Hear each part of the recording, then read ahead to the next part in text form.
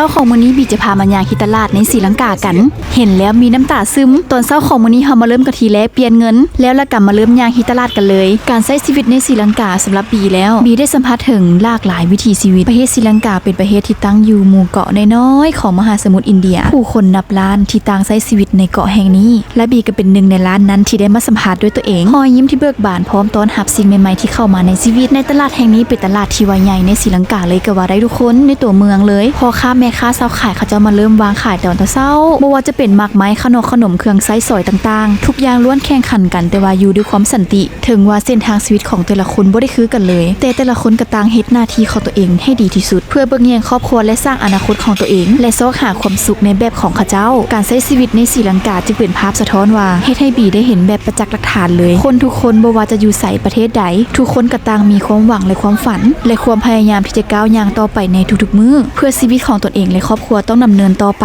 และแม่ตู้เห็นเฮาใส่เกิบขี้ลายและแม่ตู้ก็เลยพามาเลือกเกิบใหม่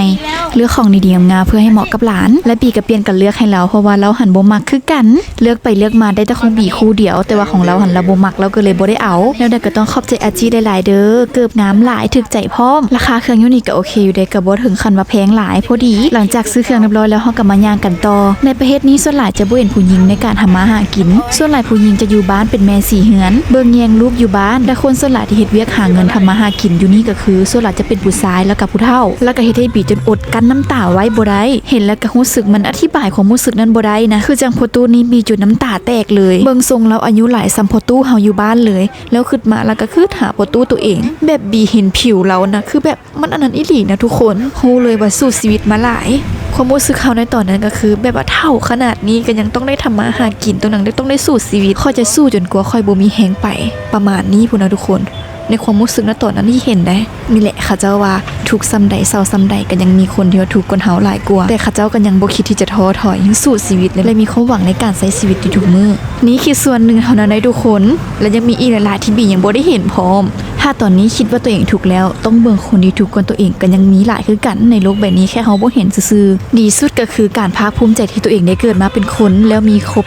32พอมีแล้วก็ต้องใช้ชีวิตตัวเองให้มันดีและมีความหมายที่สุดนั่นแหละอย่างเลาะตลาดในศรีลังกาในครั้งนี้เป็นอีหยังที่มันแบบคึกคืนบรรยากาศก็ดีฮอตน้อยๆนึงกินอายเครื่องเทศของอาหารผู้คนต่างซื้อขายกันตลาดบ่ได้เป็นสถานที่ที่ไว้ซื้อเครื่องซื้อของกันเท่านั้นได้ทุกคนแต่ยังเป็นศูนย์กลางของชุมชนที่ว่าไว้มาโอ้ล้มกันนำนี่แหละคือบรรยากาศของตลาดในศรีลังกามีลืมบอกไปบีมาในช่วงปีใหม่ก็เลยว่าเครื่องจะหลายน้อยๆนึงคนก็จะหลายคือกันทางคนขายและคนซื้อเต็มเลยถ้าเอิ้นคือให้บ้านเฮาก็คือเขาเจ้าขายเครื่องเลออกขายถือกว่าราคาปกติประมาณนี้และทุกอย่างก็คือได้ขายดีแฮงอยู่นี่น่ะโมเมนต์บรรยากาศคือแบบซื้อขายมวลคือคักผู้คนยางเลาะหนาแน่นรถตุกๆรถเมล์ก็ส่วนเซียนไปมาก็ต้องได้พากันระวังกันตื่มพ่อค้าแม่ค้าก็พากันต่างเอิ้นห้องลูกค้าทุกๆอาชีพมีคุณค่าและมีความสำคัญต่อการดำรงชีวิตบ่มีอาชีพใดที่บ่มีเกียรติและบ่มีความสำคัญเลยเพราะว่าทุกอาชีพล้วนแต่เสื่อมโตหากันขาดอาชีพใดอาชีพหนึ่งก็บ่ได้ก็คือจังที่บีเว้าไปหั่นแหละทุกๆอาชีพมีเกียรติและมีค่าและก็สมควรที่จะได้รับความเคารพคือกัน